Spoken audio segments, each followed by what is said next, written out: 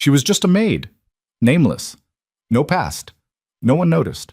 But that night, when she entered the ballroom in a dress that wasn't hers, an entire room filled with America's most powerful butchers rose to their feet in deadly silence. And the most dangerous of them all could utter two words: the Phoenix. That was the name of a man who had died 15 years earlier. This is the story of a woman erased from this world, and her journey to burn it all down to find herself again. Watch to the end. Hit like. And comment the city you're watching in so I know how far this story has come. The rain came in sideways. It hit the glass towers of Blackmore City the way it always did in November. Not falling so much as attacking, sheeting against the windows of the Crown Meridian Hotel in long gray curtains that made the whole street below disappear. 40 stories up, the penthouse suites glowed warm and gold. Down here, in the service corridor on the second basement level, the fluorescent lights buzzed and flickered and smelled faintly of mold no amount of industrial cleaner could kill. Serena Vale pushed the mop bucket with her hip and didn't look up. She had learned a long time ago not to look up. The corridor stretched ahead of her, the same as it did every night. Gray concrete, exposed pipes, the distant hum of industrial laundry machines behind the far door. Her cart was loaded with clean towels, miniature soaps still wrapped in paper, and a bottle of marble polish that made her fingers crack if she used it without gloves. She'd run out of gloves 2 days ago. Hadn't gotten around to asking for more. She was 29 years old and her knees hurt like she was 50. She stopped outside room 217 and knocked twice, the way training dictated. Housekeeping. Paused, knocked again. The silence that came back was the particular kind that meant the room was empty, so she keyed in, wedged the door open with the cart, and moved through the darkness by memory. She'd cleaned this room 600 times. She knew where the lamp cord was. She knew the mirror above the dresser sat crooked and always would because the bracket was stripped. She knew the bathroom tiles ran cold even in summer. She worked fast. She always worked fast. It was the only way to make the shift move. Outside, thunder rolled across the city. Serena wrung out the mop, watched gray water spiral down the drain, and thought about nothing. That was her real skill. Not the folding of corners, not the buffing of faucets. It was the ability to think about absolutely nothing for 8 hours at a stretch. Her mind went smooth and flat as still water. No memories, no questions, no nightmares that she could actually remember when she woke. Only the physical residue of them. Heart hammering, sheets soaked, that particular taste of smoke at the back of her throat that had no explanation. She was almost done when her radio crackled. "Vale, you there?" She pulled it off her hip. "Yeah. Mr. Halcott wants you upstairs. Now." She looked at the half-made bed. "I'm in the middle of a room." "Leave it," he said now. Marcus Halcott was the kind of man who wore his authority the way lesser men wore cologne. Too much of it, deployed wrong. He was the Crown Meridian's night operations manager, which was a long title that meant he handled crises after 10 p.m. so the general manager could sleep. He was already sweating when Serena stepped off the service elevator into the mezzanine level, his white shirt collar darkened at the neck, his phone in one hand and a printed guest list in the other. He looked at her the way he always did. Through her, mostly, with occasional focus when she was needed. "Close the door," he said. She did. "Do you know what the Sovereign Summit is?" She didn't. He told her anyway, but in the clipped way of a man who only shared information under pressure. Annual private gathering, invitation only. 30 guests, give or take. Not the kind of gathering that appeared in the hotel's official booking system, paid in cash arrangements handled by an intermediary Halcott had never met in person. The event booked the entire 14th floor every November for the past 12 years. The hotel made more from those 3 days than from any other event on the calendar. Nobody asked questions. Nobody looked directly at any of the guests. "One of our attendees hasn't arrived," Halcott said. "Eloise Farr. She was supposed to check in at 9. It's 11:30. Serena waited. Her seat at the main table is conspicuous. The event coordinator is... There are specific seating arrangements. He stopped, started again. The host has specifically requested that all seats be filled for the opening reception. It's a formality thing, optics. She still waited. She was good at that too. "You're approximately her height and build," Halcott said. Ms. Farr is a socialite. She doesn't know any of these people personally. She's what you'd call a seat filler. Decorative attendance. Her invitation is social, not professional. He looked at her the way a chess player looks at a pawn. You would sit at the table for the cocktail hour.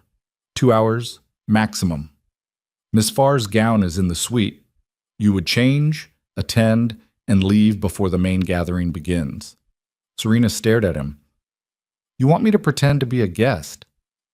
I want you to sit at a table and not speak unless spoken to, which I understand is not far from your normal operating mode. It should have been funny. It wasn't. What kind of event is this? She said. A private business summit. What kind of business? He held her gaze for exactly 1 second before looking back at his phone. The kind that pays very well and asks no questions, which is the same kind that employs you and me both, Vale. Are you in or not? She thought about the cracked skin on her fingers, the mop bucket still sitting in 217, the nightmare she couldn't remember but couldn't escape, the nothing she was so good at thinking about. What happens if I say no? She asked. Halcott's expression didn't change. Then I ask someone else and remember this conversation the next time the quarterly staffing review comes up. There it was. 2 hours, she said. 2 hours. The gown was deep burgundy, floor length, with a structured bodice and a neckline that felt dangerous.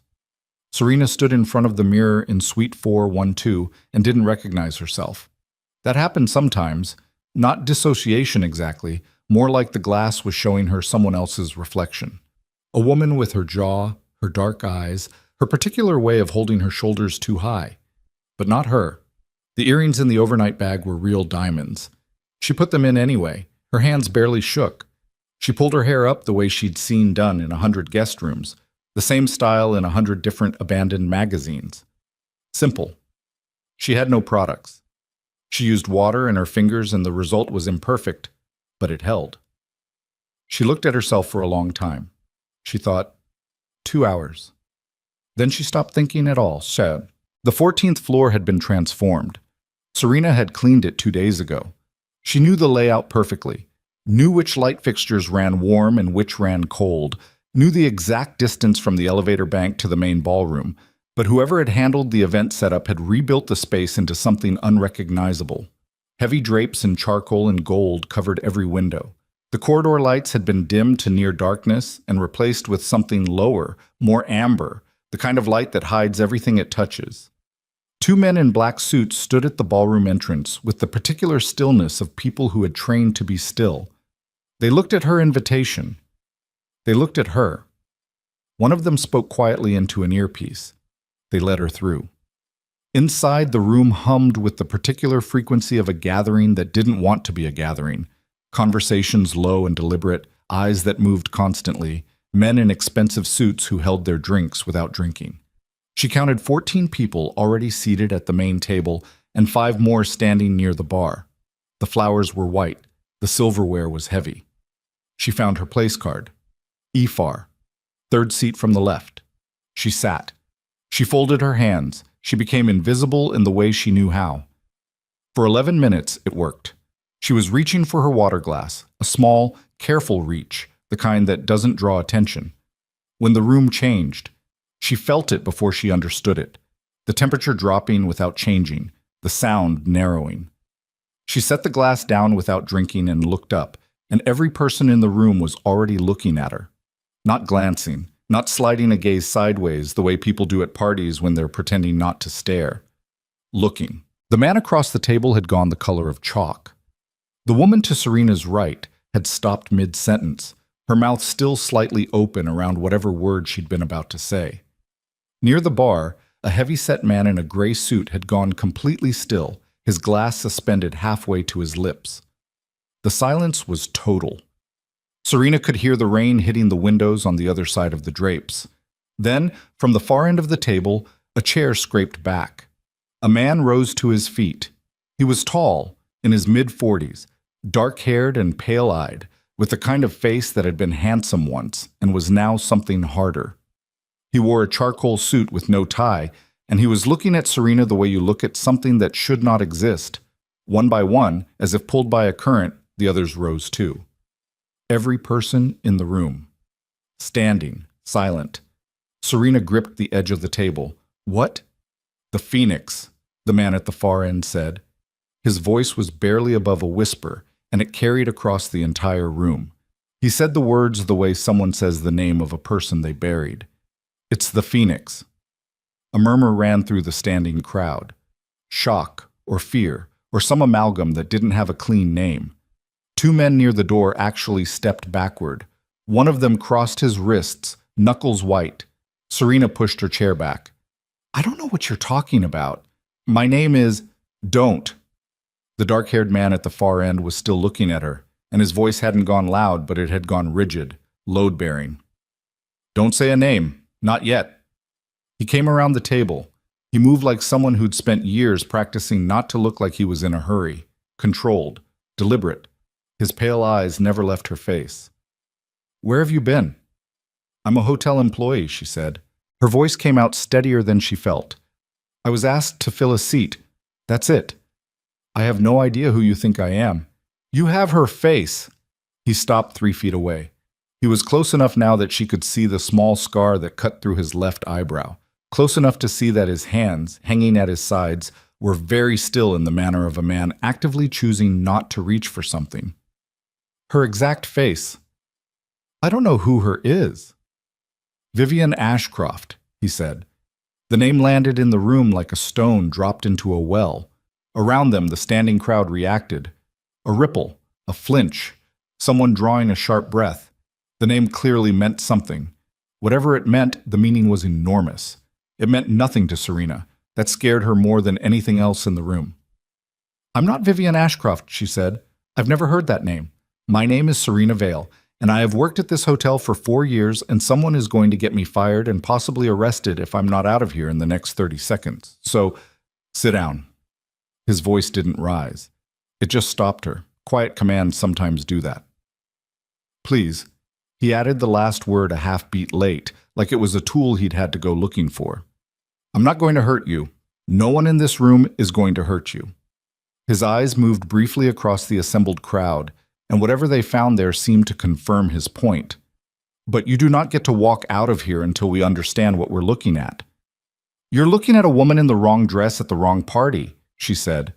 Something moved in his expression, not amusement, nothing as light as that. Something that sat adjacent to grief. Yeah, he said quietly. Maybe.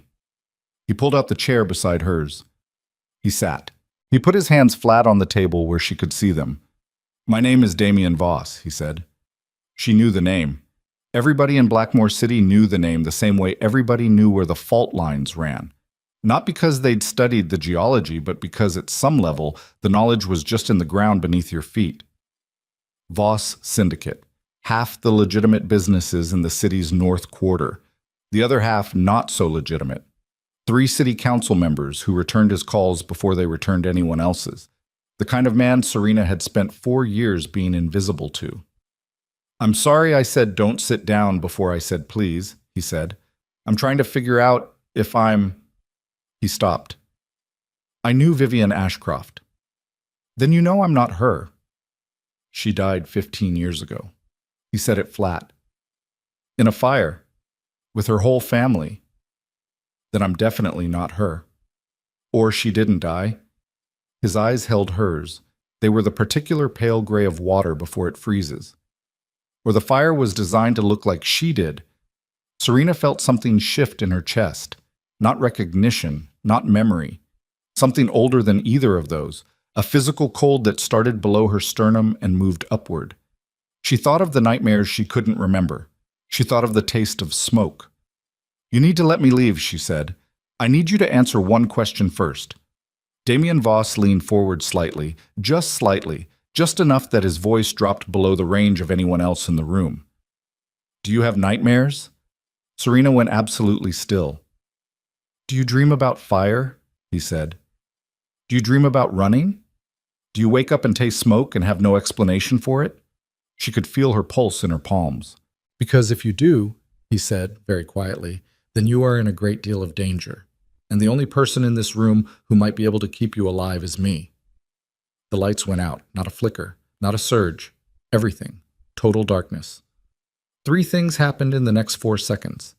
Serena shoved back from the table. Someone screamed at the far end of the room, and from somewhere very close, too close, the kind of close that happens when someone has already moved to where you are, a hand closed around her wrist. "Don't run," Damien's voice said, right at her ear. "They're already outside." She heard it then, under the chaos of the room erupting around them, underneath the raised voices and the sound of chairs scraping back and someone hitting something heavy. She heard it. Movement in the corridor, deliberate movement, the sound of people who weren't guests. "Who?" she managed. "People who saw your face tonight," he said. "People who have been looking for Vivian Ashcroft for 15 years. His grip on her wrist wasn't rough, but it wasn't loose. And just found her." Somewhere outside the ballroom, a door hit a wall, running footsteps, getting closer. "I'm not her," Serena said, but even she could hear it now. The way her own voice had gone thin and uncertain around the edges of those 3 words, like something underneath them was less sure than she was. "That's a conversation for later," Damien said. "Right now we move." The footsteps reached the ballroom doors. They went through this kitchen. Damien moved like he'd already mapped the floor before he ever sat down at that table, which Serena would realize later he probably had. He pulled her through the service door behind the bar, the one she knew because she'd restocked that same bar on a Tuesday afternoon 4 days ago, and they were in the back corridor before the ballroom doors had fully opened behind them. She heard voices, commands, the particular clipped tone of men who have rehearsed violence. "Here." Damien pushed open a door marked staff only, and they were in the kitchen.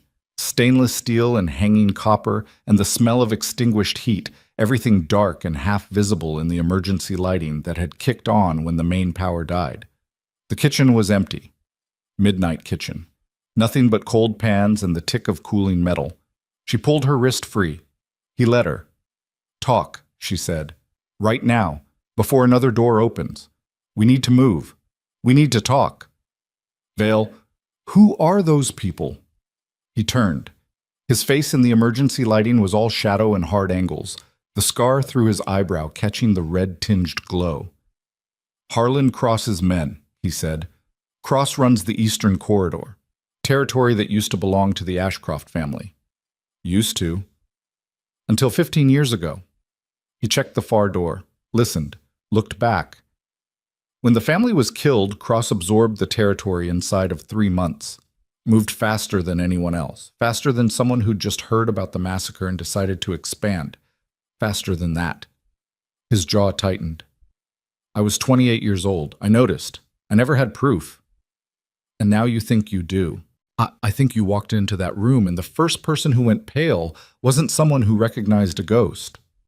His eyes held hers. "It was someone who recognized a problem."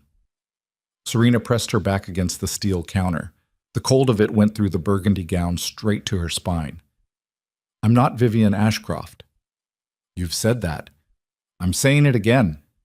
I heard you both times." He wasn't dismissing her. His voice had a quality she didn't have a word for. A flatness that wasn't coldness but was adjacent to it. The sound of someone who'd learned to process information before reacting to it. "What do you actually know about your life before age 15? She opened her mouth. Closed it. The question sat in the kitchen between them like something with weight. "I know enough," she said finally. "That's not an answer." "It's the one you're getting." He looked at her for 3 full seconds, and the look wasn't hostile and it wasn't soft. It was the look of a man recalibrating. "My car's in the lower garage," he said. "Level 3. We use the service stairs. You walk beside me, not behind me. If we see anyone before we reach the car, you let me do the talking.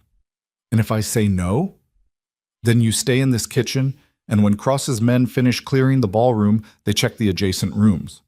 He picked up a chef's knife from the magnetic strip on the wall, looked at it briefly, set it back down. Old reflex, maybe. Or an assessment. "Your choice." She was already calculating.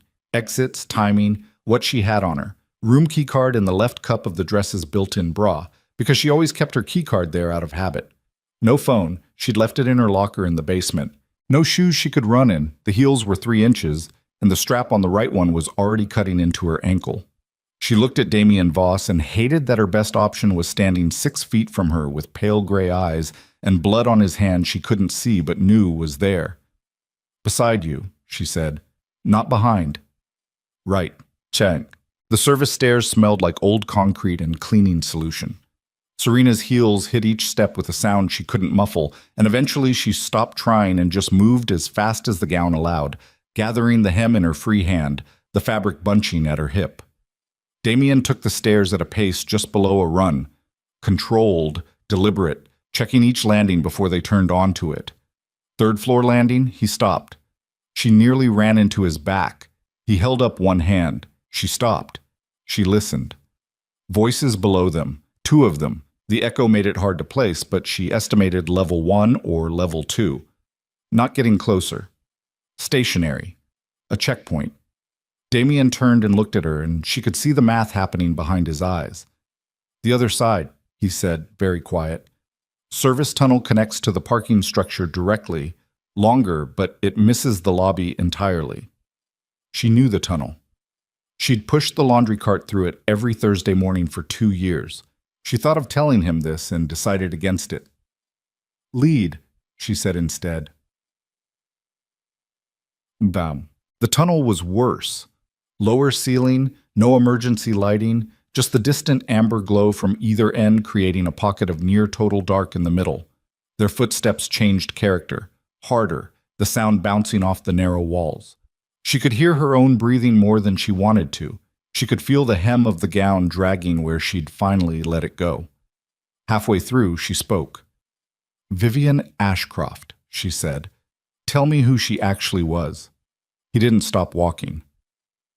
"Daughter of Marcus Ashcroft. He ran the Ashcroft operations out of Carver Hill for 20 years. Sophisticated for the kind of business it was. He had rules, no civilians, no children. His word meant something. A pause that had texture to it. He and my father had agreements, business arrangements. It wasn't friendship. Men like that don't do friendship. But it was functional. When Marcus was killed, a lot of things stopped being functional. And his daughter. She was 14, maybe 15. Nobody could agree afterward. He slowed where the tunnel began to slope upward, checked the far end. She was the only one they never found a body for. Everyone assumed the fire. But you didn't. I assumed the fire too, for a long time. He started moving again. You're the first thing in 15 years that's made me reconsider. Because of my face. Because of your face and because of the way you went still when I asked about the nightmares. He said it plainly, with no particular inflection, and that made it worse than if he'd pressed. People who've been running from something for a long time have a particular reaction when someone names the thing they're running from. You had that reaction. Serena said nothing. She thought about being 14. She tried to remember being 14, and what she got were impressions more than images. A school with a long hallway, the smell of a particular soap, the sound of traffic outside a window she couldn't picture. Before that, vaguer still. A different quality of light, warmth, someone's hands. And beneath all of it, running through it like a fault line, the smoke, the heat, the sound of something structural collapsing. She had always assumed the nightmares were just nightmares. Damien's car was a black sedan, inconspicuous in the way that very expensive things sometimes manage to be. No visible luxury markers, just the subtle density of well-engineered parts. He opened the passenger door. She got in and immediately took the heel straps off both shoes and held them in her lap. He pulled out of the garage without turning the headlights on until they reached the street. "Where are we going?" she said. "Somewhere safe." "That's not an answer." "It's the one you're getting." He said it without looking at her, and the echo of her own words made something contract briefly in her chest that she didn't examine. "I want my phone. I left it in a locker in the basement. Cross's people have the building by now. My whole life is on that phone." "Your whole life was a cover," he said, and then immediately, "I'm sorry. That was... I don't know that. I said it wrong." She looked at his profile. He was watching the road. The rain was still coming down and the windshield wipers cut back and forth with a rhythm that was almost hypnotic if she let it be. which she didn't. "When's the last time you apologized to anyone?" she asked. 11 years ago." "For what?" "Something I can't get back." His hand shifted on the steering wheel. "We're going to my place in the Ninth Ward. It's clean, the building is mine, the security is mine. Nobody walks in without me knowing." "The Voss Syndicate's home base," she said. "The building I own legally, yes." "Everything in the Ninth Ward is yours legally or otherwise." "That's an oversimplification." "Is it?" He turned onto the bridge that crossed the lower canal, and the city lights smeared in the rain-covered windows, and for a moment Serena watched Blackmore from inside a moving vehicle and felt the precise distance between herself and everything familiar. Her locker, her keycard, her mop bucket still sitting in room 217 on the second floor, and the distance felt like a physical measurement, like something she could hold against a ruler. She was outside the life she knew. She didn't know when she would get back to it, or if. The building in the Ninth Ward was a converted warehouse, 7 stories, brick exterior that had been repointed sometime in the last decade. The lobby had a security desk with a man behind it who was not a rental company employee. He looked at Serena the way people in Damien's world looked at unexpected variables, with the expression of someone maintaining neutral until told otherwise. "Mr. Voss," he said. "Leon," Damien said. "Anyone come through in the last hour?" "No, sir." "Keep it that way." The elevator was industrial, slow, the kind with a cage interior that felt like something from a different era. Serena stood in it and looked at the floor and felt the gown against her legs and thought about how completely wrong this was. Not dangerous wrong, or not only that, but fundamentally incongruous wrong, like a piece from one puzzle placed in another. 7th floor, corner unit. The apartment inside was not what she expected.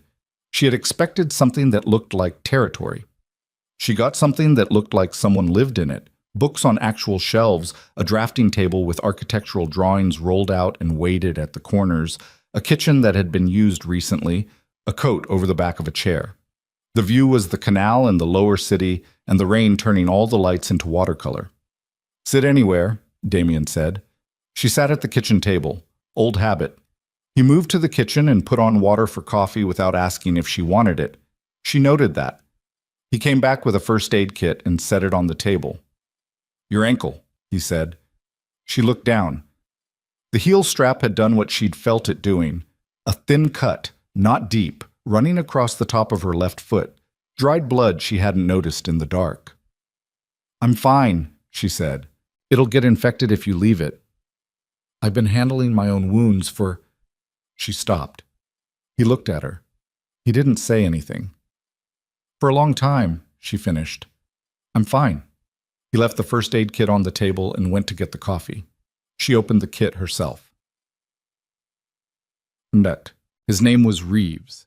He came in at just past 1:30 a.m. through the apartment's secondary entrance that Serena hadn't noticed, which irritated her, and he was older than Damien by a decade at least, heavy-set, with the face of a man who'd absorbed a great deal of bad news over a long career and was no longer surprised by any of it. He took one look at Serena and turned to Damien. "You're sure?" he said. It wasn't a question. "No," Damien said. "I'm not sure of anything." "Cross's people are— I know what Cross's people are doing. 3 of them followed your car off the bridge." Reeves's voice was flat, without alarm, the kind of delivery that came from years of separating the information from the catastrophe. "They lost you at the Meridian intersection, but they know the Ninth Ward." "They know the Ninth Ward and they know I live here," Damien said. "Yes." "So this location is already compromised?" "Likely within the hour." "Yes." Damien looked at Serena. She looked back at him and felt the information land. She was already downstream of it, already past the moment where it would have been rational to stop and reconsider, already somewhere she couldn't quite retrace. "I need to know something," she said. "Right now. Before you two have whatever conversation you're about to have." She kept her eyes on Damien. "If I'm not her, if I'm just a woman with the wrong face who got put in the wrong room, what happens to me?" The silence that followed had different textures in it. "You become a loose end," Reeves said. He wasn't cruel about it. He just said it. "For Cross." For anyone who was in that room tonight and isn't sure what they saw, he said, the underworld runs on information, and uncertainty is more dangerous than most weapons. You exist now.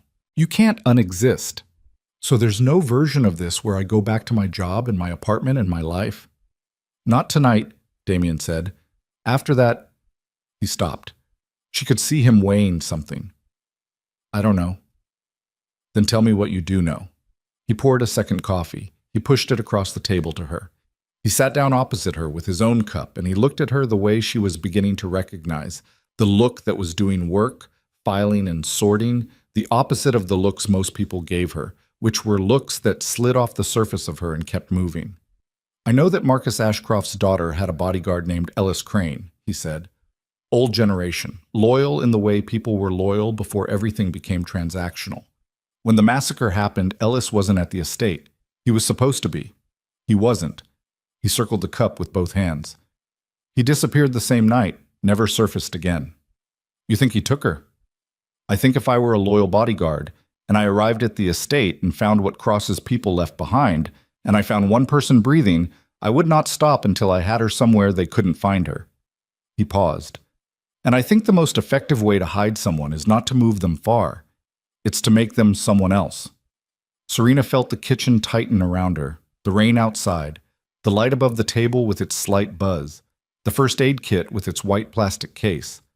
All of it very present, very material, the way the world got when something inside you was going very quiet and very still.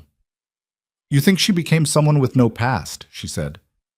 I think Serena Vale has no past before age 15, he said, and I think you know that. She did know that. She had always known the shape of what wasn't there. 14 years at the hotel. Before that, 2 years at a cheaper motel 3 blocks from the bus station. Before that, a group home in Whitmore County where she'd arrived at 15 with a bag and a name and a social security number that she would realize years later when she tried to verify it had the particular cleanliness of something manufactured. Before that, nothing. She'd always told herself the nothing was just memory, childhood. Everyone forgot childhood. Everyone didn't taste smoke every time they dreamed. She stopped. She was going to say, I need time, and it came out as nothing at all. Damien waited. Reeves moved to the window and looked down at the street. 2 cars, Reeves said quietly. 9th and Canal. Damien didn't look away from Serena. How long? 15 minutes. Maybe. Still, Damien didn't look away from her. Whatever you decide about who you are, he said, and whatever the truth turns out to be. Right now, tonight, in this specific moment, the men in those cars believe you are Vivian Ashcroft. They don't need to be right. They just need to believe it. And for that reason alone, your life is in danger regardless of anything else. So what do you want from me? She said. What does Damien Voss want with any of this? Something crossed his face. Not quickly. It moved slow, like weather. The man who ordered that massacre, he said. He's still operating. He has been for 15 years under protection I've never been able to crack, inside a structure that has insulated him completely. Set down the cup. The one thing that could change that is proof, a witness, someone who was there, who survived, who can confirm what happened, and who gave the order. And you think that's me? I think, he said carefully, that if Vivian Ashcroft is alive, she might remember things that no one else who survived that night would remember, because everyone else who survived that night worked for the man who ordered it. Serena put her hands flat on the table. Her palms were cold. The cut on her foot had stopped bleeding. Outside, the rain kept coming, and downstairs 2 cars sat at the corner, and inside her something that had been sealed for 15 years was beginning, very slowly, to apply pressure against its own seam. Who is he? She said. The man who ordered it. Damien Voss looked at her across the kitchen table in the 9th Ward apartment, with the rain against the glass, and the 2 cars at the corner, and said the name. Victor Draven. She didn't recognize it. She felt the smoke at the back of her throat, and from somewhere beneath the floor of everything she thought she knew about herself, something answered the name like a key turning in a lock she hadn't known was there. Not a memory, not yet, but the outline of one. The shape of a room she'd been locked out of for 15 years just beginning, to Reeves turned from the window. They're moving, he said. They moved in the dark. Reeves killed the apartment lights before Damien was out of his chair, and the room went to shadow and canal glow and the smear of headlights from the street below. Serena was already on her feet, barefoot now, the heels left under the table, the cold of the hardwood floor against her soles, more real than anything she'd thought or felt in the last 10 minutes. Backstairs, Damien said. Same problem as the hotel, Reeves said. If they've got two in front, they've got one in back. Roof, then. Damien. The Callaway building shares a roof at the north end, 20-inch gap. We've done worse. Reeves looked at him the way a man looks at someone he's bailed out before and expects to bail out again. He didn't argue. He moved to the secondary entrance and came back in 40 seconds with a dark jacket, which he handed to Serena without comment, and a phone, which he pocketed. The jacket was too big. She put it on anyway. It smelled like gun oil and something older. The particular smell of a life spent in rooms where decisions got made and consequences got absorbed. The roof access was a single steel door at the end of a corridor that the elevator didn't reach. Reeves went first, which she understood was tactical. If someone was up there, better it was him. 12 seconds of silence. Then a low whistle, 2 notes, and Damien put his hand briefly on her shoulder blade, not guiding, just orienting, and they went up. The roof was rain and wind, and the vertigo of the city spread below in every direction. The canal was a black ribbon to the south. The bridge she'd crossed in Damien's car was half a mile east, lit orange. She could see 2 cars at the corner of 9th and Canal without even looking for them, dark sedans running their engines, exhaust curling up in the rain. As she watched, the rear door of the nearest sedan opened. Now, Damien said.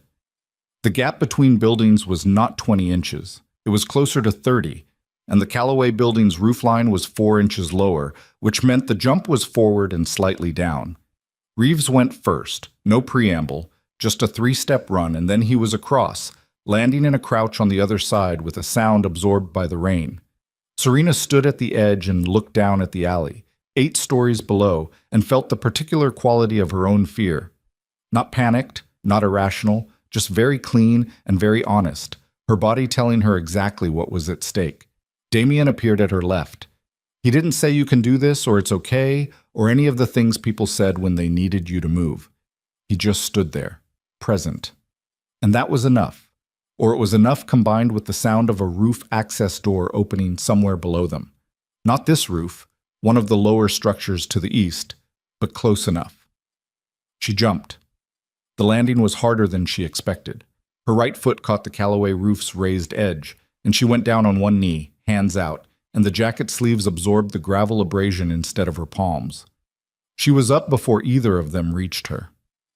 I'm fine, she said, to no one in particular. They moved. Class.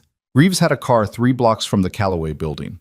Different car, different plates, the kind of redundancy that spoke to long practice.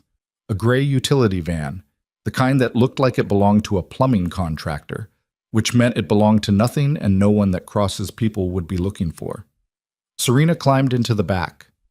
No windows, 2 bench seats, a metal cabinet bolted to the left wall that she didn't ask about. Damien got in beside her. Reeves drove. For several blocks, no one spoke. The van moved through streets that were half empty at this hour, the rain keeping everything inside. And Serena sat on the bench seat with her knees together and the oversized jacket pulled around her and felt something inside her doing an accounting she hadn't authorized. Victor Draven. The name sat in her and didn't fit and also fit completely, the way a word in a foreign language sometimes carried a meaning you understood before you knew the translation. She couldn't explain it. She couldn't explain the smoke either. She had spent 15 years not explaining either one, and it had worked fine until approximately 3 hours ago. Tell me more about Draven, she said. Damien looked at the floor of the van, then at her. What do you want to know? Everything you know. That's a long list. Then start with what he looks like. He described a man in his early 60s, silver-haired, upright bearing, the kind that came from military background or its imitation. A face that read as distinguished to people who didn't know what they were looking at. Serena listened to every word and tested each one against the locked room in her head, and got nothing. No image, no resonance, no smoke. He chairs the criminal council, Damien said. Has for 11 years. Before that, he was on the council under 3 different chairmen, which is notable because all 3 of them had relatively short tenures. Relatively. Deceased, all 3. Various circumstances. And Draven survived all 3. Victor Draven has survived everything, he said. The way he said it had no admiration in it, only the weight of a fact that had cost something to carry. He's not the most violent man in the city, not even close, but he's the most patient one. He doesn't move until the outcome is already determined. By the time anyone knows he was involved, the involvement is unprovable. The Ashcroft Massacre. 16 people dead in one night, the estate burned. Marcus Ashcroft, his wife, his 3 sons, 9 staff members, 2 visiting associates. He listed them with the cadence of someone who'd listed them before, privately, in the way people keep tallies of things they can't let go. 3 of the victims had burn injuries inconsistent with dying in the fire, meaning they were killed before it started. Serena put her hand flat on her knee. Forensics? She said. Managed. The responding investigators were, let's say the lead detective on the case retired 8 months later on a pension no city salary could account for. And no one came forward. One person came forward, Damien said. A kitchen worker named Dara Mejia. She'd left early that night, saw vehicles she didn't recognize on the service road. She gave a description of 2 men. He paused. She recanted 10 days later, moved out of the city, hasn't been reachable since. Serena looked at him. Is she alive? I don't know. You've looked. For years. He said it simply. I was 28 when it happened. My father had 2 agreements with Marcus Ashcroft that protected the Voss Syndicate's Western operations. When Marcus died, both agreements died with him. Draven absorbed the territory, absorbed the influence, and spent the next 3 years finding legal and illegal ways to apply pressure to the Voss operation until my father... He stopped. My father made concessions, things I wouldn't have made. But you were 28. I was 28, and I watched my father fold to a man I knew was responsible for 16 deaths, and I didn't have the power or the proof to do anything about it. Something moved in his voice, briefly. So I spent the next 15 years building both. The van stopped. The safe house was in Mill Haven District, a residential neighborhood of narrow lots and chain-link fences and houses that had been built fast in the 50s and maintained unevenly since. The house they pulled into was indistinguishable from its neighbors. Vinyl siding, a car in the driveway that hadn't moved in months, lights on timers. Inside clean, spare, functional, the kind of place no one decorates because no one lives there, only occupies it temporarily in the middle of other things. Reeves disappeared into the back of the house. Damien found a first aid kit, a better one this time, and put it on the kitchen table. He didn't have to tell her. She sat and finished cleaning the cut on her foot herself while he stood at the window with the blinds angled and looked out at the street. Reeves, he called. Yeah, from the back room. The recording, where's the timeline on that? A pause. Then Reeves appeared in the doorway with a laptop open in his arms, the screen casting upward light across his face. My contact was supposed to deliver it tonight, before everything... He didn't finish that. I've been trying to reach her since we left the building. No answer. Damien turned from the window. How old is the contact? Reliable. 7 years. That's not what I asked. Reeves's expression shifted. She's solid, Damien. She had the recording, and now she's not answering. The 2 men looked at each other, and in the space between them, Serena watched something pass. The particular communication of people who'd operated together long enough that certain conclusions didn't need full sentences. What recording? Serena said. Neither of them answered immediately. What recording?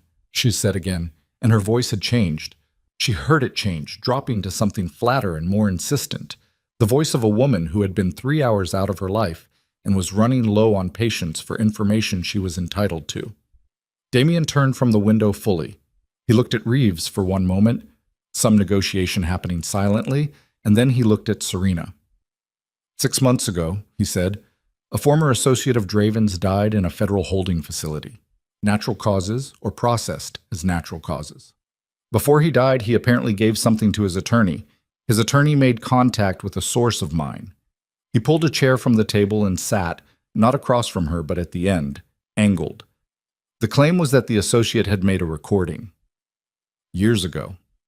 Insurance against Draven, the kind people in that world keep as dead man's switches. Audio, not video. A conversation that allegedly took place 3 weeks before the Ashcroft massacre, in which Draven gave specific instructions to two men about what was going to happen and why. Serena set down the gauze she was holding. "If that's real," she said. "If it's real, it's the only direct evidence anyone has ever had connecting Draven to the massacre. To anything." He leaned forward slightly, elbows on knees. "It was supposed to come to us tonight, through my contact at the summit." The summit. Serena went back through the evening, the ballroom, the guests, the standing silence when she entered. "Your contact was at the summit," she said. "Yes." "Was she—" She stopped. She thought about which guests she'd registered when she sat down.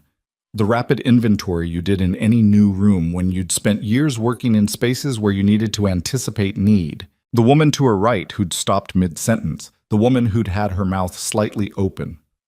"Was she the woman sitting next to me?" she said. Reeves made a sound she couldn't interpret. "Her name is Petra Nolan," Damien said. "She's been inside Draven's outer circle for 4 years, the deepest access I've ever placed anyone." "Is she—" Damien's phone lit up on the table between them. He looked at the screen. Something happened to his face, not much, a tightening, a compression, the face of a man absorbing something he'd prepared for and still didn't want. He answered it. He listened. He said, "How many?" He listened again. He said, "Don't move. I'm sending Reeves." He ended the call and put the phone on the table and looked at it for a moment that had too much inside it. "Petra's alive," he said. "She got out of the building. She's in the Carver Hill area. She won't say where. She'll only talk to Reeves in person." He looked at Reeves. "She says she doesn't have the recording." Reeves frowned. She says she never had it." Damien's voice was very even. "She says her contact, the attorney's intermediary, the person who was supposed to physically transfer the recording at the summit tonight, didn't show." He paused. "She's been trying to reach them for 6 hours." Nothing. The kitchen was very quiet. Serena listened to the rain on the roof of the safe house and watched Damien Voss sit very still at the end of a table in Millhaven District, and understood, without being told directly, that a plan that had taken months was dissolving in real time. "Someone knew," she said. He looked at her. "Someone knew the recording was going to exchange hands tonight at the summit," she said. "Someone knew who your contact was, who the intermediary was, and what it contained, and someone moved first." She pressed her thumb against the table's edge and felt the wood grain. "Draven knew." Damien said nothing. "How many people knew about the recording?" she said. "On your side." The pause that followed was a specific kind of pause, the kind that happened when the answer to a question was smaller than the question implied it should be. 4, he said. "Reeves?" "Yes." "Petra?" "Yes." "Who else?" He didn't answer immediately. "Damien." She said his name for the first time and didn't register doing it until after. "Who else knew?" "A man named Cord Halsey," he said. "He's operated as a go-between for the Voss side and Petra's access for 2 years. He was the one who made contact with the attorney's intermediary. He set up the transfer." "Where is he now?" Reeves pulled up something on the laptop. He looked at it. He turned the laptop slightly so Damien could see the screen. Damien looked at it for 3 seconds. "His car is at Blackmore Meridian Airport," Reeves said. His voice had gone very flat. "Parked in long term. His cell is pinging a tower near the international terminal." No one spoke. The recording was gone. The intermediary was gone. And Cord Halsey, who had built the bridge between Damien's operation and the only direct evidence against Victor Draven that had existed in 15 years, was at an international departure terminal at 1:45 in the morning in the middle of a rainstorm. Serena watched Damien's face and didn't see rage. She saw something colder than rage. The expression of a man recalculating from a position that no longer had the ground he'd built it on. He sold it, she said. Yes. To Draven. Or to Draven's representative, yes. He stood. He moved to the window. He stood with his back to the room and looked out at the wet street and the chain-link fence and the car that hadn't moved in months, and for 30 seconds he was very still in a way that made the room feel smaller. Then he turned around. His face had changed, not dramatically, but the recalibration that had been ongoing since the ballroom was done now. She could see it, the way a clock looks different once it's been wound, tighter, something committed. Reeves, he said. Yeah. Go get Petra. Reeves took the keys and left. The side door closed. The van started in the driveway and pulled out, and then there was just the rain and the two of them and the kitchen table and the first aid kit still open between them. Serena looked at Damien. Without the recording, she said, what do you have? Against Draven? He let the pause answer first. 15 years of circumstantial architecture that gets witnesses killed and investigators reassigned every time it gets close to anything real. He put his hands in his pockets. Nothing that would hold. Then your plan is gone. My plan, he said, was the recording. Yes. She pulled the jacket tighter. The cut on her foot had stopped hurting, which either meant it was healing or she'd finally overloaded the circuit. So where does that leave me? In a safe house in Millhaven at 2 a.m. with Cross's people looking for you and Draven now aware that someone is actively building a case against him, he said, which means he'll be moving to close exposure. He looked at her. You are exposure. You walking into that room tonight, that's already in his ear by now. If he had any doubt about whether Vivian Ashcroft was alive, he doesn't anymore. I told you I'm not. I know what you told me. His voice wasn't harsh, but it was direct in the way a blade is direct. Not aggressive, just definite. And I know that somewhere between not knowing that name and hearing it, something happened in your face that you didn't intend. I saw it. And Draven's people were in that room. They saw it too. She pressed her palms flat on her thighs and felt the fabric of the gown. Ridiculous still, burgundy and floor length in a safe house in Millhaven at 2 a.m. She thought about the smell of smoke. She thought about the shape of the locked room in her head. She thought about Cord Halsey's car in the long-term lot at Blackmore Meridian Airport, and a recording of Victor Draven's voice discussing the deaths of 16 people being carried through international customs in someone's carry-on baggage. She thought about room 217 and the mop bucket she'd left there, and the life that had been manageable and small and featurelessly safe. If I am her, she said. If I'm Vivian Ashcroft. She said the name and felt nothing she could name, only the pressure, the seam about to give. If I survived and someone hid me and spent 15 years hiding me, then I'm the only living witness to whatever happened that night. She looked at him. Which means I'm the only thing left that could actually put Draven away. Yes, he said, but I don't remember it. Not yet. The two words sat in the air. There are ways, he said carefully, to access traumatic memory. Not hypnosis, I'm not talking about that. I have a contact, a woman who works with survivors of violent events. Not therapeutically, forensically. He paused. She's helped before. With other people. Other cases. You want me to let someone into my head? I want you to decide what you want, he said. That's all. I can't make you do anything. I couldn't make you get in the car, and I couldn't make you jump that gap, and I'm not going to make you do this. He put his hands on the back of the chair across from her, not sitting, just standing with the weight of the evening across his shoulders like something he'd been carrying so long he'd stopped noticing it. But without the recording, you are the only case I have. And right now, Draven doesn't know that. He thinks the recording was the threat. He'll spend the next 72 hours dealing with that. His eyes held hers. After that, he'll start thinking about what else survived the night he thought he cleaned up. Serena understood what he was saying. She understood it completely. The 72-hour window was not an opportunity. It was a deadline. She was sitting in a safe house in a dead woman's clothes, barefoot, with no phone and no way back to the life she'd built out of the absence of everything that had come before. And somewhere across the city, a man who had ordered the deaths of 16 people was sorting through what tonight had cost him and beginning, methodically, to prepare for what came next. She thought about being 14. She thought about smoke. She put both hands flat on the table and looked at them.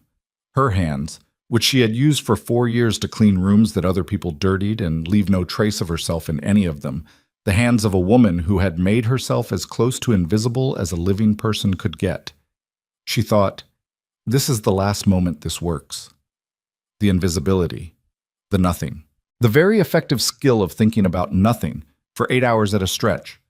After tonight, she was visible. She had been made visible by a borrowed dress in a room full of men who still feared the name of a girl they'd believed was Ash, and there was no undoing that, and the woman she'd been, the one who kept her head down and her keycard close and never asked what was before 15. That woman. From the back of the house, a window broke. Not the front, not the door Reeves had left through.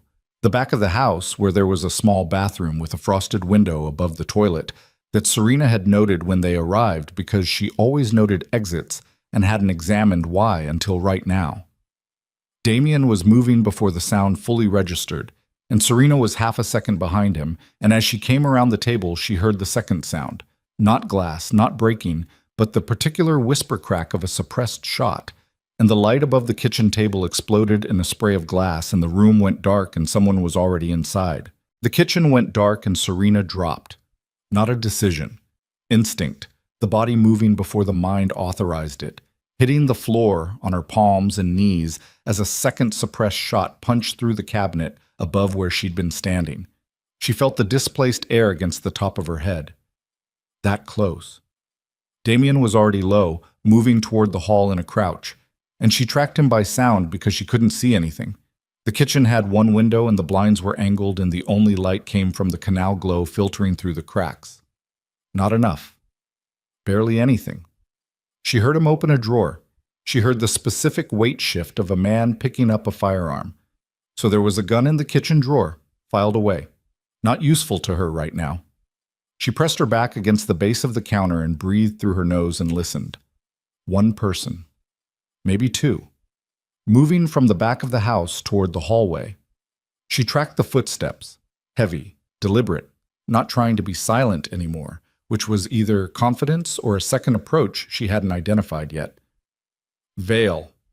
Damien's voice below speaking volume, from the hallway edge. She looked toward it.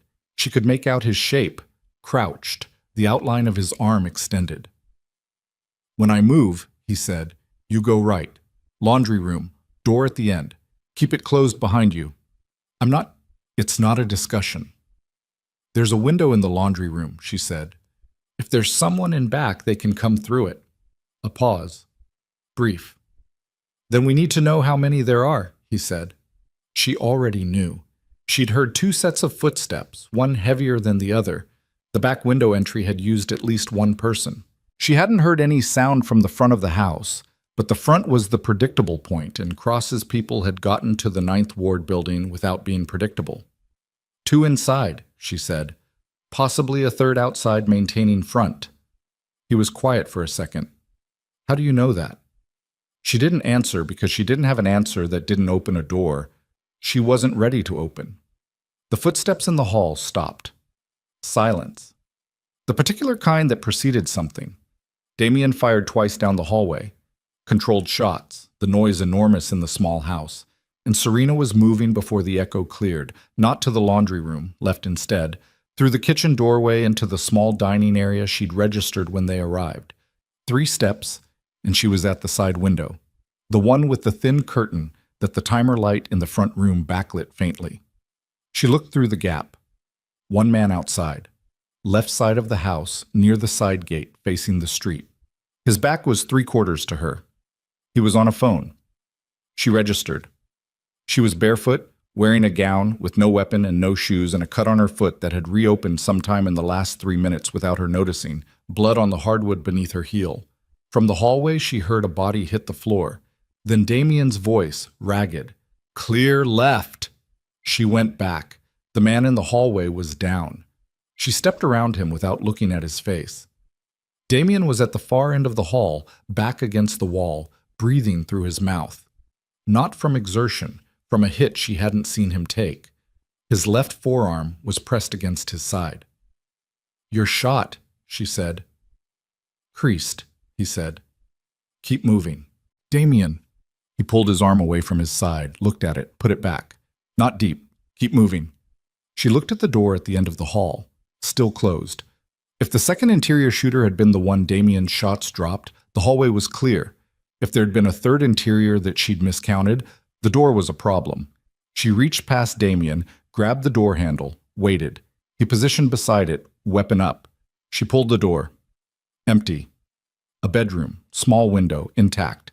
The count had been right. 2 inside, 1 outside. "Phone," she said. The man outside was on a phone. Damien understood immediately. Reporting.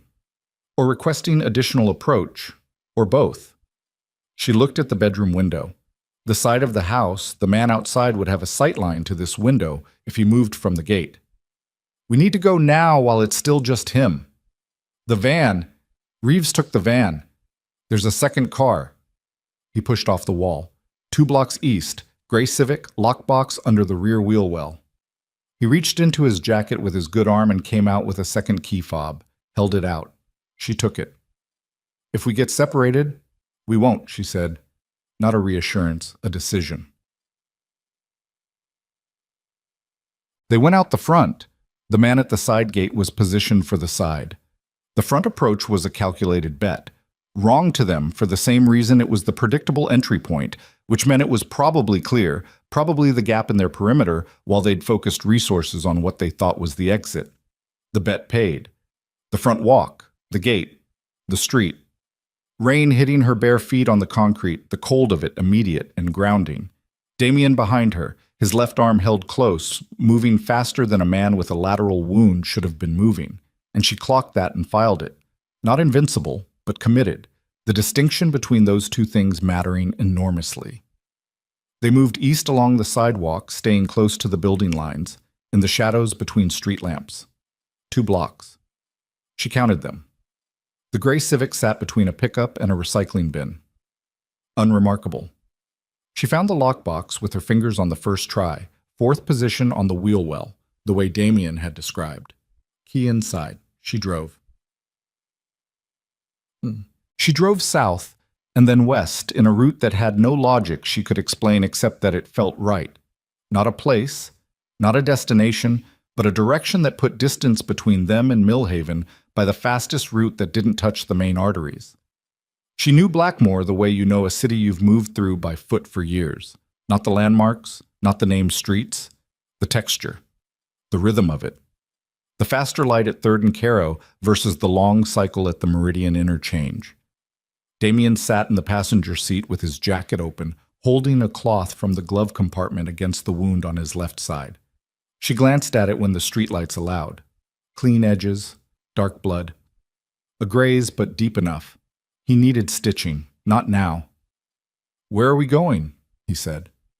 "I'm thinking." "That's not an answer." "I'm aware," she said. He made a sound that wasn't quite a laugh. "You said that to me earlier." "Then you understand what it means." She drove another 6 blocks before she knew where she was going. Battenmont, Carver Hill, the district that had belonged to Marcus Ashcroft. She didn't know why she knew that was where they needed to be. She knew it the same way she'd known the Count in the Millhaven house, 2 inside, 1 outside, with a certainty that bypassed the need for justification. She drove into Carver Hill from the south end, the working end, not the old money streets that climb the hill toward the ridge, but the flat commercial streets at the base. Damien watched her. He didn't ask. She pulled onto a street named Coldwell and stopped in front of a building that had been a repair garage once and was now clearly disused. Roll-down doors rusted at the tracks, a faded business name half-painted over, a side door with a padlock that had been replaced more recently than everything else on the building. She sat and looked at it. "What is this?" Damien said. "I don't know," she said, which was true. "But I've driven this route before." "When?" She thought about it. The answer that came back was not a memory. It was a muscle memory. The way a route lived in the body rather than the mind. Something practiced so many times it stopped being conscious. "I don't know when," she said, "but more than once. My hands knew the turns." Damien looked at the building. He looked back at her. She felt it then. The seam she'd identified in the Ninth Ward kitchen, the one that had been applying pressure since Damien Voss first said the name Victor Draven across a table, gave way. It didn't flood. It came in pieces. Impressions with edges. A boy's voice saying, "Vivi, come on!" Impatient and kind at the same time. The weight of something in her arms. Not a child. Something else, a container, a case. A man's hands, large, guiding her through a door low enough to duck under. The particular quality of light that came through industrial gauge wire glass in a garage door. The smell of motor oil. And underneath all of it, running through it, constant. The smoke. The heat. The sound she now understood was not structural collapse, but gunfire. Multiple weapons. The sound she'd spent 15 years cataloging as nightmare, and not knowing why it sounded so specific when dreams were supposed to be imprecise. Her hands were shaking on the steering wheel. Damien reached over and put his hand over both of hers. Not gripping, just there. The weight of it. "Breathe," he said. She breathed. "Tell me what you're seeing." "Not seeing," she said. "Feeling. It's not images, it's—" She stopped. "Someone brought me here, before. I was small." She looked at the padlock on the side door. "There's a room inside. Below street grade. Someone used it." "Ellis Crane," Damien said. Ellis Crane. The bodyguard who hadn't been at the estate, who'd arrived after or during and found one person breathing, who'd made her into someone else and put her somewhere safe. "He used this building," she said. "It's possible. Carver Hill would be the last place anyone searched for an Ashcroft survivor. Too obvious, too much history." She opened the car door. "Vale." "Serena," she said, and it came out wrong. Not a correction, more like a question, as if the name itself was provisional now in a way it hadn't been 3 hours ago. She got out. The padlock was a problem that solved itself when Damien, moving more carefully now, came around the car and reached into the inner pocket of his jacket and produced a slim case she didn't ask about. 40 seconds. The lock gave. Inside smelled like exactly what she remembered. Motor oil, cold concrete, something metallic and old. The main floor was empty except for the bones of the garage, the hydraulic lift socket in the floor, an oil stain the size of a car that would never fully come out of the concrete. In the back left corner, a steel door. Freestanding frame, not load-bearing, the kind that had been installed inside the space rather than built into it. Below grade, he'd said, "No," she'd said. She'd known. 3 steps down, the door. She opened it. The room was 8 by 10, rough concrete walls, and in the 15 years since anyone had been here, the moisture had done what moisture did. Bloom of black at the base of the walls, something that had been cardboard now indistinguishable from the floor it had collapsed onto. A camp light on a hook, dead battery, a metal shelf. And on the shelf, a fireproof box, the kind you got at any hardware store, gray and squat, with a 3-digit combination lock on the front. She stood in front of it, and her breathing was very loud in the small space. Damien was on the steps behind her. He didn't come further in, giving her the room. She didn't know if it was deliberate or instinct, and it didn't matter. She looked at the combination lock. She reached out and turned it without thinking. Right to the first number, left to the second, right to the third, and the mechanism released. Inside the box, a folded document, a photograph, a USB drive, and a handwritten note, 3 lines. In handwriting, she recognized the way you recognize something that lived in your hands, that you'd made 1,000 times. The particular slant of letters, the way the E's closed at the top. It wasn't her handwriting. It was someone writing for her. Someone who had known her handwriting and imitated it close enough that looking at it was like looking in a mirror set at the wrong angle. She read the 3 lines. "You will find this when you are ready, not before." The name at the bottom of the document is the man who built the case they thought they buried. He trusted me with the copy. Now I trust you with everything. She unfolded the document. It was not the audio recording Damien had been looking for. It was a transcript. 31 pages, single-spaced, dated 11 months after the Ashcroft massacre.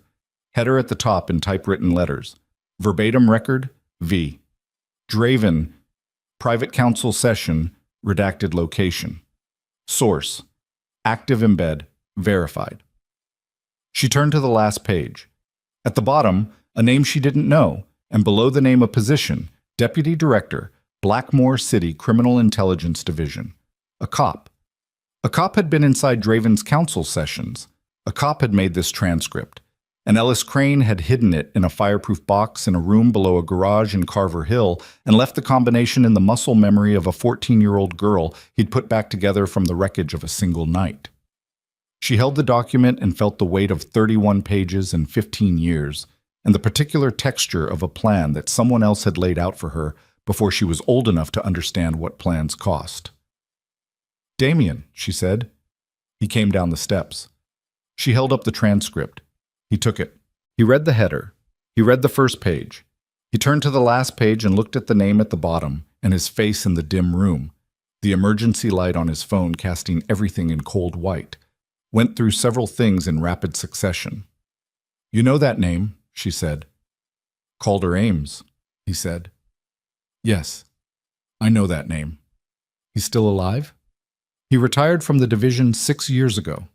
He looked up from the document. "He lives in Eastport, on a pension that is exactly what a city salary would account for, as far as anyone can tell." His voice had acquired a quality she'd heard in it before, tighter, the quality of a man recalibrating from a new position, and this time the position was not without ground. "He's been living quietly for 6 years. Or waiting," she said. Damien looked at her. "Ellis hid the copy," she said. "The original stayed with Ames, an active embed who made a transcript and then... What? Why didn't he use it?" "Because transcripts can be challenged," Damien said slowly. "The audio can't be. Without the original recording, a transcript from a source inside an intelligence division would get suppressed inside a week. Draven's lawyers would tear the chain of custody apart." He closed the document. "But together they're everything," she said. "The audio is gone," he said. "Cord Halsey?" "Halsey took the copy your contact was holding," she said. "The attorney's intermediary copy." She held his gaze. "If Ames made a transcript, he kept a copy of the audio too. No one who builds that kind of insurance makes only one." Damien stared at her. "I need to think about how you know how to think like this," he said. "Later," she said. "Ames. We go to Ames. It's 3 a.m. Then he'll be home." She took the transcript back. She took the USB drive. She left the photograph. It was a family, a large house, a summer afternoon, and looking at it was like looking at the lock from the wrong side.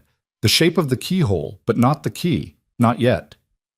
She left it because she couldn't afford what looking at it for too long would cost her right now. She went up the steps and out through the garage and back to the cold Civic in the rain.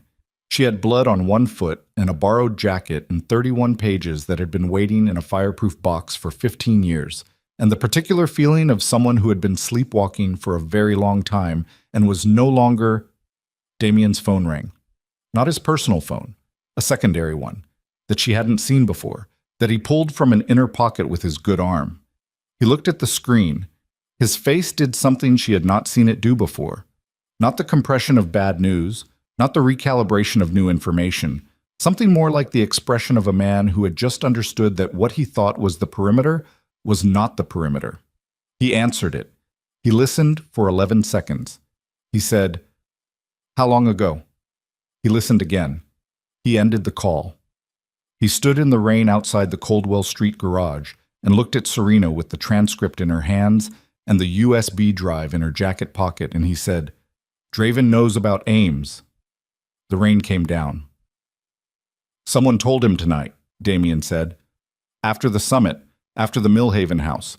Someone in my circle who knew about the original investigation, they gave Draven the name." His jaw was set. "His people are already moving to Eastport." Serena calculated the distance. Eastport was 40 minutes in normal conditions. It was 3:15 in the morning in the rain, and the roads were clear of most traffic, which helped, which made it 30 if she drove it like she meant to. Draven's people had a head start she couldn't calculate. She got in the car. "Drive," Damien said, coming around to the passenger side, "or I will." "You're bleeding," she said. "Then drive faster," he said, and she was already moving, pulling out onto Coldwell Street with the headlights cutting through the rain, turning north toward the bridge, the engine of the gray Civic winding up through its gears beneath her hands as the city slid past in streaks of amber and black. And somewhere 40 minutes ahead, an old retired cop named Calder Ames was asleep in a house in Eastport, not knowing that two different cars were. She drove like the road was something to be solved. 38 minutes. She cut it to 31 by running 2 red lights on the Eastport connector and taking the river road instead of the highway, where even at 3 a.m. there were enough gaps in the traffic to make the math work. Damien sat in the passenger seat with the cloth pressed to his side and the transcript open on his knee and read pages by the pale light of his phone, and he didn't tell her to slow down. Eastport was old residential, the kind of neighborhood that had been affordable once, then desirable, then simply settled, inhabited by people who'd stopped moving and made their peace with it. Small houses on deep lots, mature trees that arched over the streets and in the rain made the headlights diffuse and soft. Ames's address came from Reeves, texted in 2 words and a number during a 3-second call Damien made while she took the river road. The house was a Cape Cod on a corner lot, dark inside. A car in the driveway, 10-year-old Subaru, the kind of car that was just a car. A porch light on a timer, burning uselessly at 3 in the morning. No other cars on the street. Serena pulled to the curb half a block down and cut the engine. They sat. "We beat them," Damien said. He didn't sound relieved. He sounded like a man checking a math problem. Or they're already inside and the street is clear because they parked somewhere else. She looked at the dark windows. Or they're not coming from this direction. He checked his phone. Nothing from Reeves. The silence from that end had a quality to it. Reeves had gone to collect Petra Nolan from Carver Hill and gone quiet since. And Serena had been not thinking about that because she couldn't afford to think about it and drive at 31-minute pace simultaneously. "I go first," Damien said. "Your arm is functional." He opened the car door. "Stay close." She almost said, "I'm not a civilian," and caught it, because she didn't know yet if that was true, and saying it felt like claiming something before she'd earned it. She got out and her bare feet hit the wet asphalt, and she followed him toward the house. The porch was dry under the overhang. Damien knocked, not soft, not aggressive, the knock of someone who needed the door to open and was accounting for the fact that the person inside was old and asleep. He knocked again. He looked at the corner of the window beside the door, and Serena followed his gaze to the faint change of light inside. Movement. Someone up, someone who'd heard it. The door opened on a chain. The man behind it was in his late 60s, gray-headed, in a robe that had seen better years. His face was the face of someone who had been waiting for a specific knock for a long time and wasn't sure if this was it. He looked at Damien. He looked at Serena. His eyes stayed on Serena. "Marcus Ashcroft's daughter," he said. Not a question. A confirmation of something he'd kept filed for years. "Calder Ames," she said. He unlatched the chain. The living room was the room of a man who read. Books in every available space, not decoratively arranged but actually used, spines cracked, slips of paper marking pages. A desk in the corner with a lamp still on, which explained the movement they'd seen, which meant he hadn't been asleep at all. He made no offer of coffee or seating. He stood in the center of his own living room and looked at Serena the way the men in the ballroom had looked at her, except without the fear. This was different. This was the look of a man who had been holding a debt for 15 years and was finally in the room with the person he owed it to. "Ellis told me you were alive," he said. 3 months after the massacre. He called me once from a payphone and said she's alive, she's somewhere safe. If I'm ever gone, there's a box. And then he hung up. He paused. I never heard from him again. The past tense of it landed in Serena's chest. "He's dead," she said. It wasn't a question. 4 years after the massacre, Ames said, ruled a traffic accident. It wasn't. He looked at his hands briefly. I went to the funeral, stood at the back. There was no one else there who had any idea what that man had done or what it cost him. The room was quiet except for the rain on the windows. The transcript, Serena said. She held up the document from the fireproof box. Ames looked at it, and something in his expression shifted. You found the box. The combination was in my hands, she said. I didn't know it was there until I touched the lock. Ames sat down, heavy, like the sitting was overdue. I spent 18 months inside Draven's operation, deep enough that I was in rooms where lawyers were present, deep enough that he felt safe speaking. He pressed his palms on his thighs. The session in that transcript, I nearly didn't survive the room. He was talking about the Ashcroft plan with a level of detail that meant he wasn't expecting anyone who heard it to be in a position to repeat it. I was wearing a wire under a cast on my left arm. The cast had been there long enough that no one searched it anymore. His jaw tightened. I walked out of that building, drove to a parking garage, sat in my car, and didn't move for 40 minutes. Why didn't you use it? Damien said. Ames looked at him. I tried. He said it flat. 6 months after the massacre, I brought the recording to my division chief. I brought him the transcript, the chain of custody, everything clean. He stopped. He told me to sit tight while he reviewed it. 3 days later, I was pulled off all Draven-related work. Reassigned. A week after that, I was told the recording had chain of custody issues that made it legally unusable. He looked at the window. The division chief retired 2 years later. He moved to a property in coastal Maine worth considerably more than his pension should have covered. Draven's reach. 15 years of it. Patient. Methodical. Institutional. You kept your copy, Serena said. I kept 2. He stood. The one Ellis hid for you, and one I've had in this house for 15 years. He moved toward the desk in the corner. He opened the bottom drawer. He reached to the back of it with the practiced certainty of a man who'd reached there many times in his head without actually doing it. He set a small digital recorder on the desk. This is a copy I made the night I walked out of that parking garage, before I went to my division chief, before I knew who could be trusted. He looked at Serena. I told myself I was waiting for the right moment. I think I was waiting for the right person. Serena looked at the recorder. 15 years in a desk drawer in Eastport. Draven's voice. 31 pages of transcript and the audio that made it unassailable. The case that had been buried before it could breathe, given back its lungs.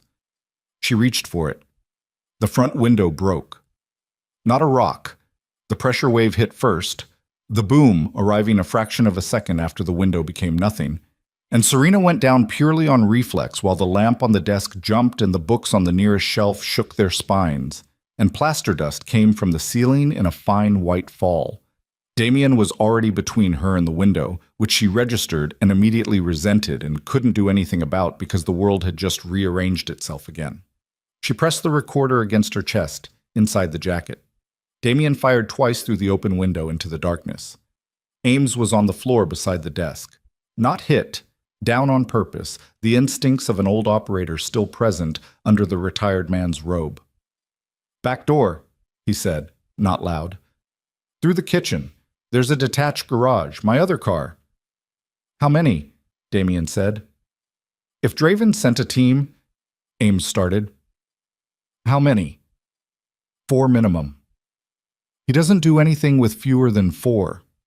Serena did the math. She was already doing the math. 4 people, 1 entry point used so far, which meant 3 others positioned to cover the remaining exits. Back door was covered. Garage approach was covered. The logical play was to keep them inside, wait for them to move, take them in the open. Unless. The car in the driveway, she said. Keys? Ames looked at her. He reached into the pocket of his robe, habit, the kind you developed when you'd spent a career keeping keys accessible, and held them out. The Subaru is old, he said, but it runs. Front door, she said. Damien looked at her. They expect us to run, she said. Out the back through the garage. They're set for that. The front door, the car in the driveway, it's where they came from. They won't expect us to go back through it. And if someone's watching the front? Someone is watching the front, she said. But if we move in the next 30 seconds, before they establish communication about the broken window, we go in the gap. She watched Damien make the decision in real time. She watched him weigh it, not discard it, accept it. Ames, he said, I know how to move, Ames said. They went through the front door fast. Damien first, then Serena, with Ames beside her, not behind her. He'd been right that the instincts were still there. The porch, the steps, the driveway. The Subaru. She got the driver's door open. Ames took the back. Damien took the passenger side, still facing outward. And as she started the engine, she saw the figure at the corner of the house. Dark clothing, weapon up, processing the scene in the half-second of surprise that was all she needed. She reversed out of the driveway before he processed it fully. The reverse gear of the Subaru was slower than she wanted, and she felt every one of those seconds in her teeth. And then they were in the street, and she was turning the wheel hard, the car swinging its nose around. And she hit the accelerator going forward as the figure at the corner fired twice and both shots went into the trunk. And then they were moving, and the corner was behind them, and she drove. She drove for 20 minutes before she stopped.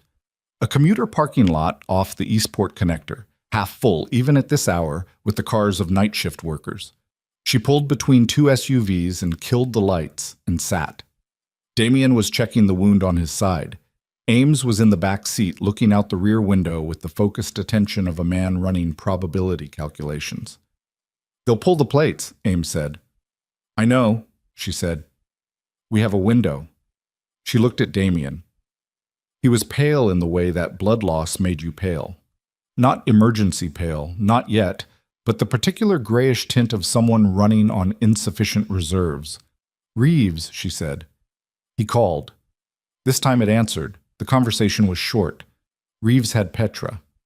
Petra was intact. Petra had something that changed the accounting in a way Reeves's voice, even flat as it was, couldn't fully suppress. She had names. 3 men who had been in the ballroom at the Sovereign Summit tonight, who were not what they'd presented themselves as. Men who had shifted allegiances from Draven's umbrella to a new position over the past 6 months, coordinating in anticipation of exactly this kind of moment. Men who had been waiting for evidence to surface before they moved publicly. The transcript and the recording were not just evidence for a prosecution. They were a trigger. Serena listened to Damien relay this information and felt the shape of something she hadn't anticipated. Not the neat resolution of a plan coming together, but something messier and more real. A system under its own pressure, ready to fracture, needing only the right crack in the right place. She held the recorder inside the jacket against her ribs and thought about Ellis Crane standing at a payphone saying she's alive. She's somewhere safe and hanging up and going back to the work of keeping that true for 4 more years until someone found him. She owed him more than she had words for. She owed Calder Ames something too. Not gratitude exactly, not that simple. The acknowledgement that endurance cost something, that the people who held things in desk drawers for 15 years were paying a price that didn't show up anywhere. "Ames," she said.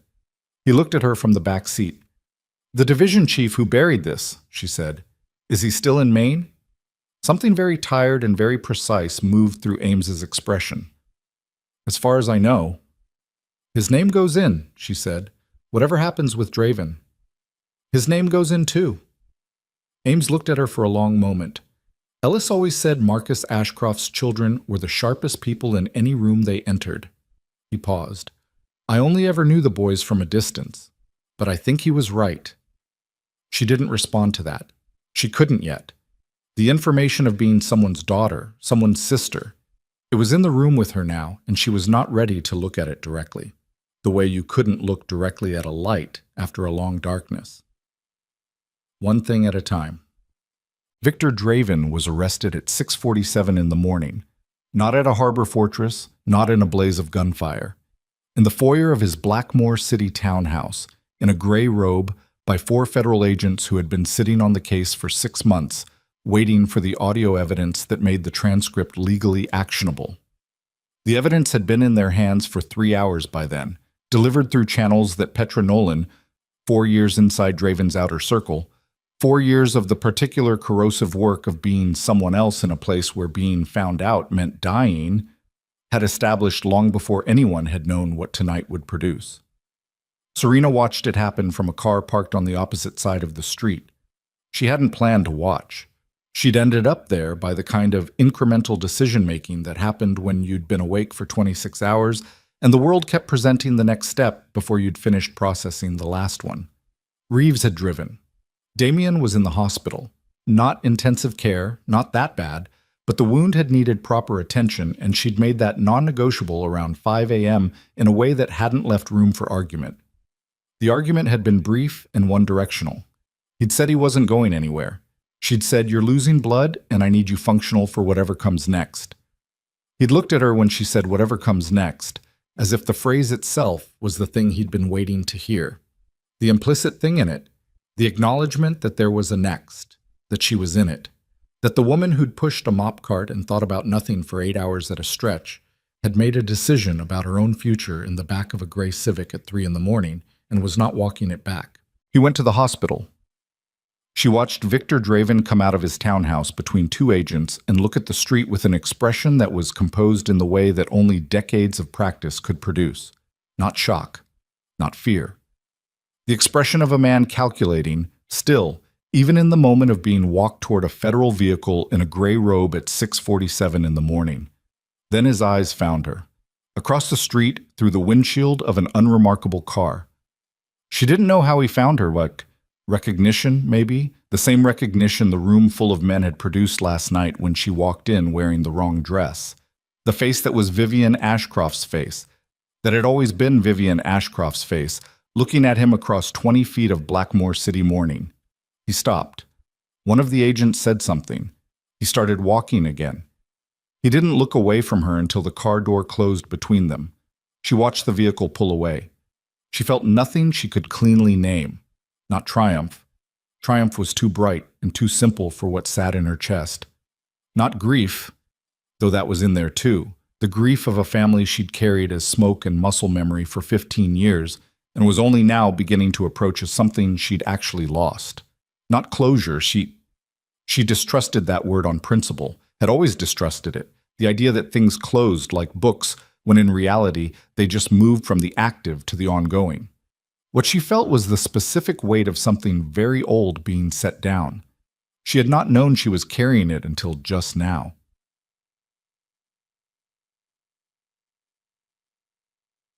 The weeks that followed were not clean. Nothing was. She had not expected clean, and clean did not arrive. There were federal interviews, multiple, long, recorded, the kind where the same question came back 4 different ways across 4 different sessions to see if the answer changed. It didn't. The things she remembered were not complete, and she said so every time, and the things she did not remember she said she didn't, and gradually over the course of those sessions more came back. Not dramatically, not in a flood, but in the incremental way that things returned when the pressure holding them down was finally removed. She remembered Marcus Ashcroft, her father, a large man with careful hands and a voice that was quieter than his reputation, the way powerful things sometimes were. She remembered the house in Carver Hill, not the estate where it happened, a different house, an earlier one, smaller, when she was very young. She remembered her brothers, 3 of them, older, the oldest named Rowan, who'd called her Vivi, come on with that impatient kindness she'd felt in the basement of the Coldwell Street garage. She remembered the night of the massacre in pieces that never fully assembled into a continuous sequence. A door. Running. Ellis Crane's hands on her shoulders, not grabbing, steadying, a service tunnel. The sound of the world ending behind her as she moved away from it. The forensic consultant Damien had mentioned, the woman who worked with survivors. Serena saw her twice. Both sessions were hard in ways she had not anticipated, and useful in ways she had not expected. She went back for a third. She did not go back to the Crown Meridian. She thought about it once. Not to reclaim it. She had no romance about that. No desire to stand in the marble lobby and feel something about how far she'd come. She thought about it the way you thought about a place you'd been for a long time, and left without saying goodbye, a half-formed impulse that never fully resolved into action. Her apartment was still hers. She went back to it, slept in her own bed, woke at 4 a.m. with her heart slamming and the taste of smoke, and lay there until the darkness graded toward gray.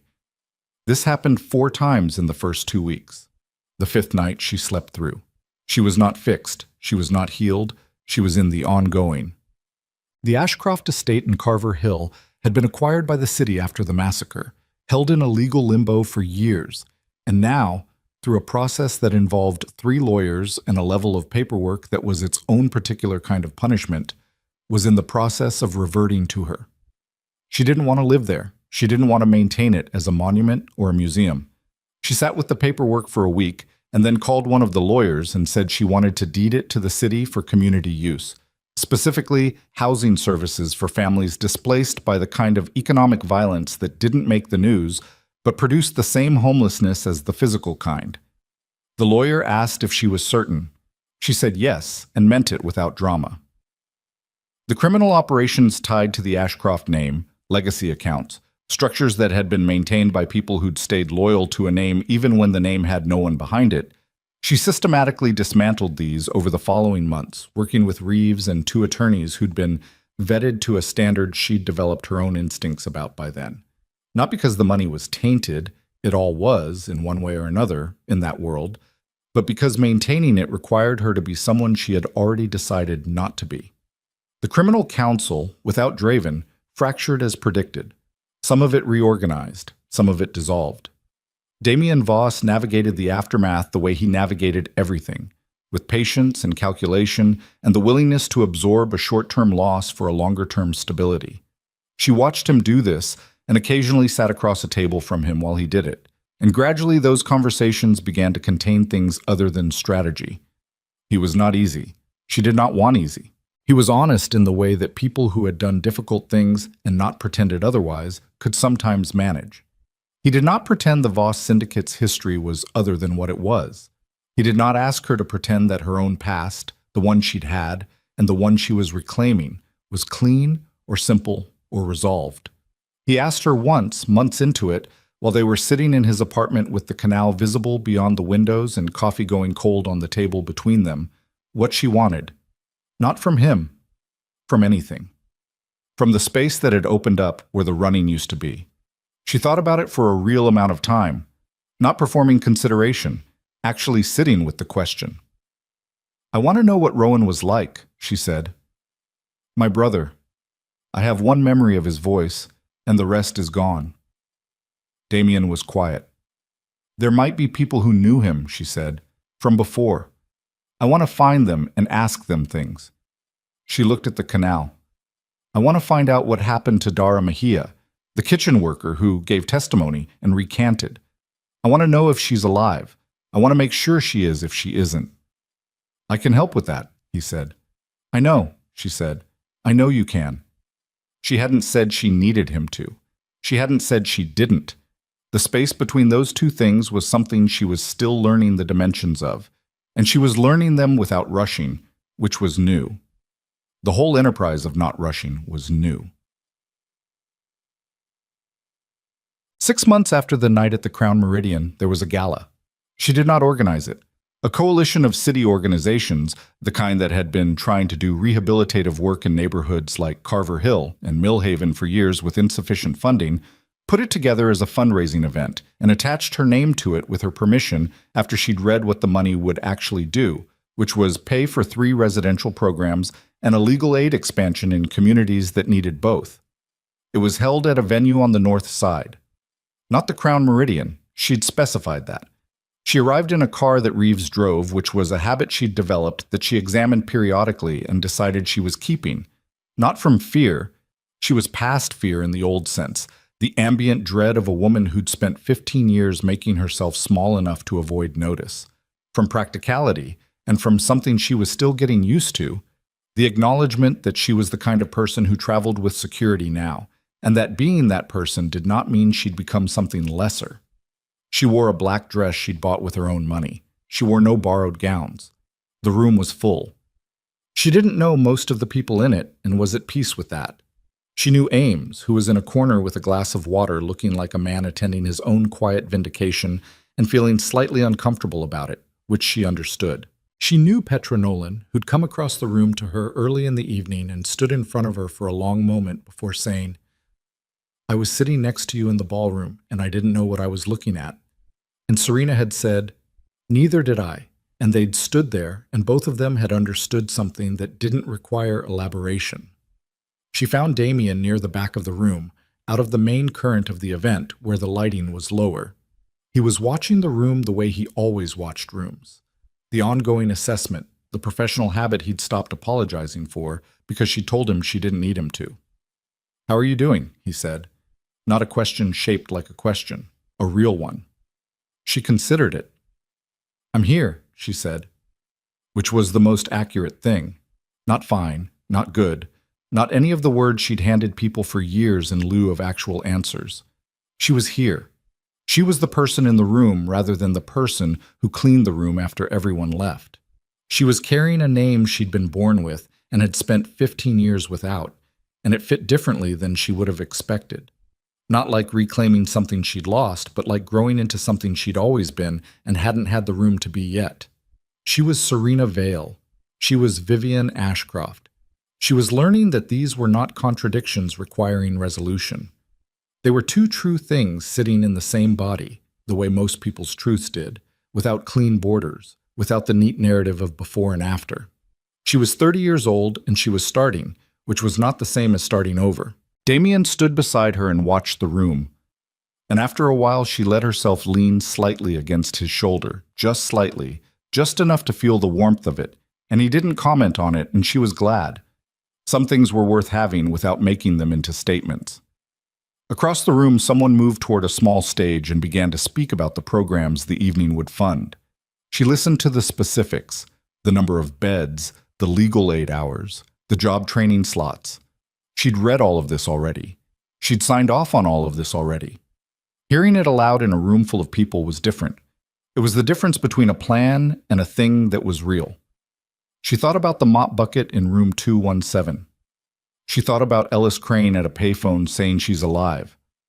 She thought about a small hand on a combination lock, the numbers already in the fingers, waiting 15 years for the right moment. She was here. That was everything. Outside, somewhere over the north side of Blackmore City, the rain that had been threatening all evening finally arrived. She didn't go to the window to watch it. For the first time in as long as she could remember, the sound of rain was just rain.